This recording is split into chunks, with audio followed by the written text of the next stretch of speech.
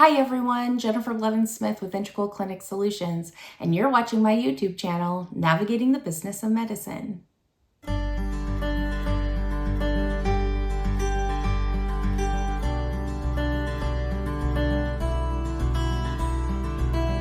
Today I want to talk about Medicare's holding of claims with dates of service October 1st and later. If you're a provider billing Medicare, and you have fee-for-service contracts, which a lot of you probably do, then you need to be watching this because any dates of service October 1st, 2025 and later are currently being held by the insurance company. An MLN letter, kind of out of sequence, came out on October 15th last week, and it was to update everyone that Medicare has instructed the Medicare Administrative Contractors, or the MACs, to hold all claims with dates of service October 1st, 2025 and later until further notice. The MACs are responsible for different jurisdictions of the country of processing Medicare claims. And so they take their orders from Medicare, and they are the ones that process Medicare Part A and Part B fee-for-service claims under a contract with Medicare. And there was certain legislative payment provisions, which sometimes were called extenders, that expired or lapsed after the fiscal year of September 30th, 2025.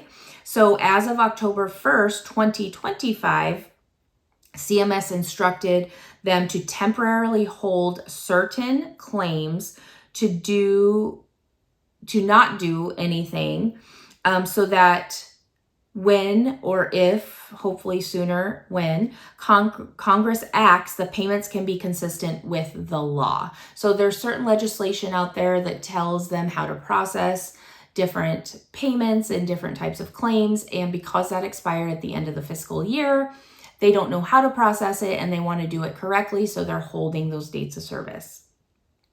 So usually it's standard practice, this isn't new, that when such expiration occurs, that holding claims for a short period is standard CMS practice to avoid massive reprocessing if the law changes once they have new information, okay?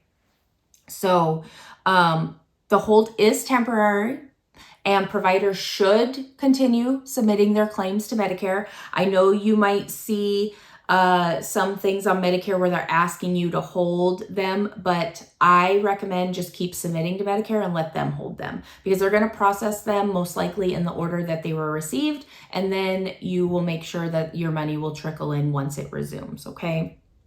So again, it's for dates of service October 1st, 2025 and later, and it's going to be for specific services. So any claims that are paid under the Medicare physician fee schedule is going to be included. So that's a lot of people, right? That's going to affect most people. It also is going for services of ground ambulance transport claims and the FQHC claims, the federally qualified health centers. Their claims are also going to be held. So it says in my notes here that I have, it says services which are not impacted or less so impacted are Medicare fee-for-service claims that are not tied to the expired provisions. They might continue to be processed. If you want to know specifically what services those are, you would have to look them up, because honestly, I don't know. I'm just assuming it's most of the ones that most of us are going to be billing. And so they said that information is available online.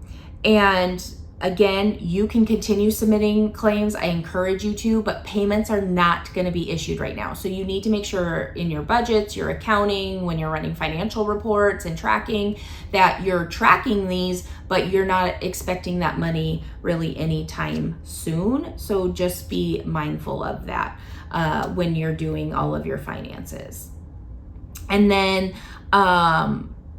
it looks like, of course, we're expecting cash flow disruptions, risk of denial. So if Congress does not extend or retroactively authorize the provisions, claims might be denied or paid at different rates, like telehealth services. Previously, we've talked about that. Those changed back as of October 1st of the old requirements for telehealth.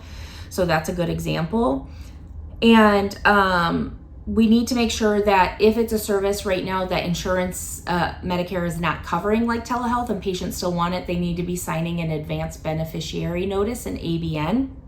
If you're not familiar with what that is, Google it. There's a whole form that needs to be completed before services are rendered to patients, and completed and signed by the patient that they're going to accept that financial responsibility so that you can get paid for it by the patient, okay? And then again, I just recommend tracking the claims that are on hold. Adjust your billing and financial expectations internally, and make sure you're communicating with your staff and the patients, because it might delay you sending statements to patients if they're going to have any kind of cost responsibility, patient cost share. Maybe they haven't hit their deductible, or they didn't pay their copay when they came in and they had a copay or something like that. You need to let them know that their bills may be delayed because of this delay, okay? So just a quick takeaway: any fee-for-services, FQHC, and ambulance ground services claims are going to be held if they have a date of service October 1st, 2025 or later, until Congress resumes and can put new provisions into place. I am going to put a link to the MLN newsletter that explains this in the description of the video as well, so make sure you check that out and let all your colleagues know who might be affected by this, okay? So if you watch my channel and they don't, make sure you let them know, because they might not understand or be aware of this, and point them to my channel if you would. So if you felt this video was helpful, smash the thumbs up button, subscribe to my channel if you haven't already, and again, please share to your colleagues whom you feel would benefit from this information. Thank you so much, and we will see you next time. Bye-bye.